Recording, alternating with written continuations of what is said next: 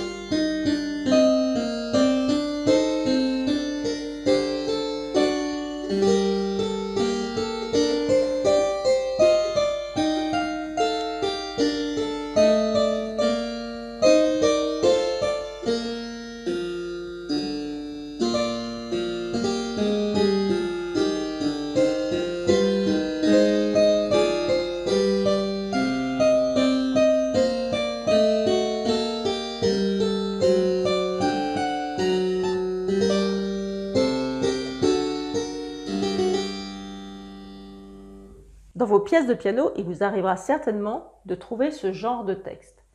Et on ne comprend pas toujours ce que ça veut dire. Il est aussi important de voir le chiffrage de la mesure. Donc c'est un 4-4, ça veut dire qu'on va trouver par exemple 4 noirs dans chaque mesure, ou 2 blanches, enfin voilà. En tout cas, on ne va pas avoir une mesure à 3 temps ou à 5 temps, c'est 4 temps. Il arrive qu'on voit 2 notes comme ça, et parfois les élèves jouent ces 2 notes. Alors ce ne sont pas 2 notes à jouer. Ici, il y a 2 voix, c'est-à-dire 2 mélodies. Il y a le Ré blanche, le Mi et le Ré ronde. C'est la première voix.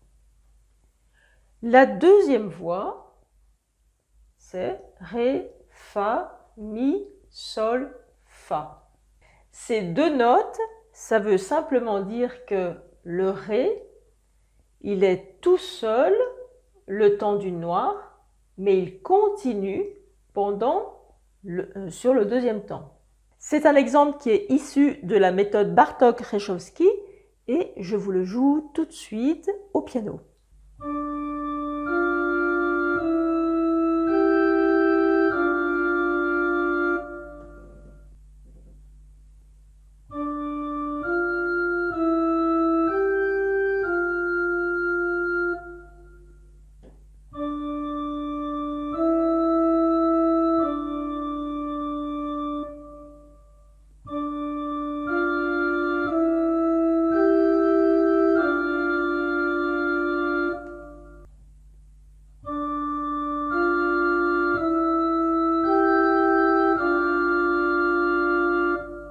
Pour les exercices Bartók-Rzeszowski, je vous propose une étape intermédiaire. C'est-à-dire que vous allez tenir les blanches, mais au départ, vous aurez beaucoup de mal à tout lier. C'est beaucoup plus simple de détacher au départ ces 2 notes. Et ensuite, quand vous êtes bien à l'aise, vous liez tout. C'est très difficile de tout lier. Et c'est quand même du haut niveau, cette technique, cette polyphonie sur une main. Et d'ailleurs, je trouve qu'on en fait de moins en moins jouer en cours parce que c'est une technique qui demande du travail. Vraiment, le cerveau a besoin de beaucoup de temps pour se faire à ces notes tenues, à ces notes qui ne tiennent pas. Donc, ça prend vraiment du temps. Et je pense qu'en tant que professeur, on craint un peu cette étape, surtout chez l'élève qui travaille peu. Et pendant qu'on est dans cette méthode Bartók-Rzeszowski, je vous propose des exercices dont je vous mets le PDF sous la vidéo. Je vous les montre tout de suite au piano.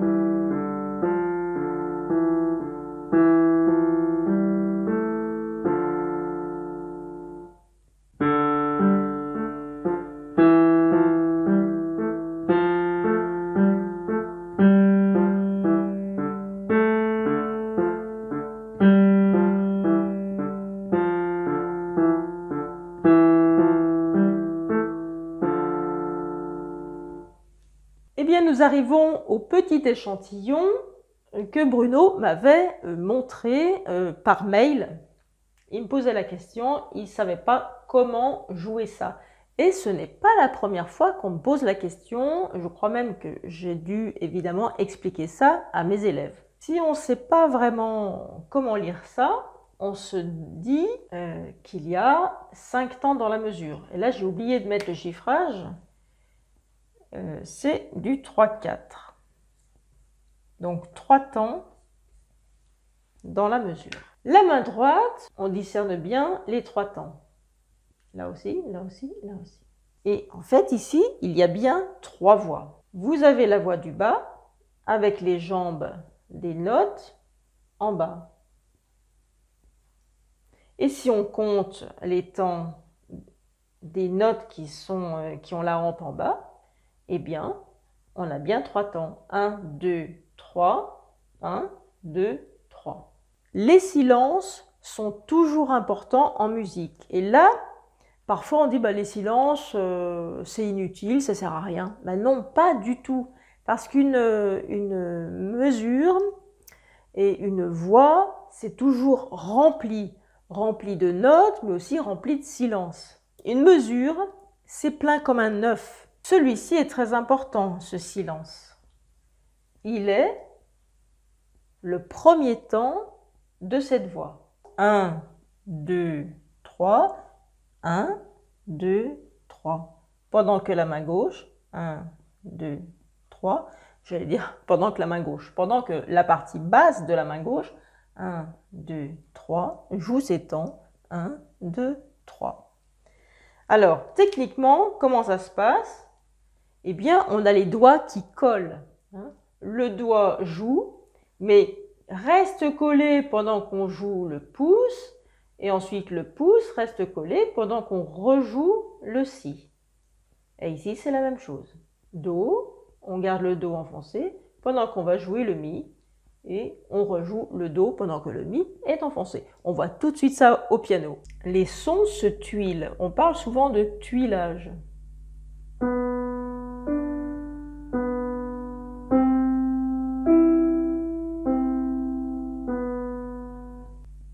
Donc c'est un super legato où on colle vraiment les doigts.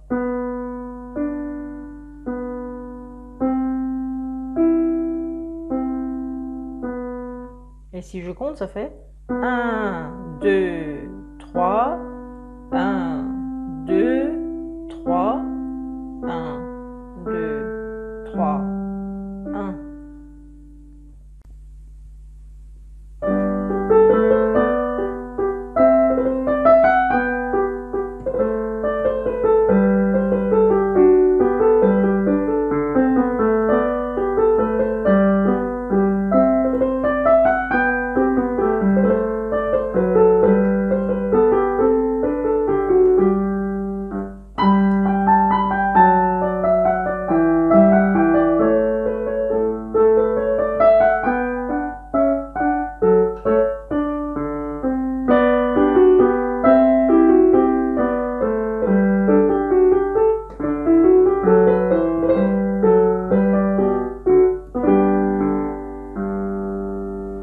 C'est la fin de cette vidéo. Si elle vous a plu, si vous avez appris quelque chose, pensez au clap, c'est le commentaire, le like, l'abonnement et le partage. Et puis, on termine en musique, c'est une sorte de jingle. Ce sera la petite pièce des préludes et fugues de Bach. À bientôt pour une nouvelle vidéo.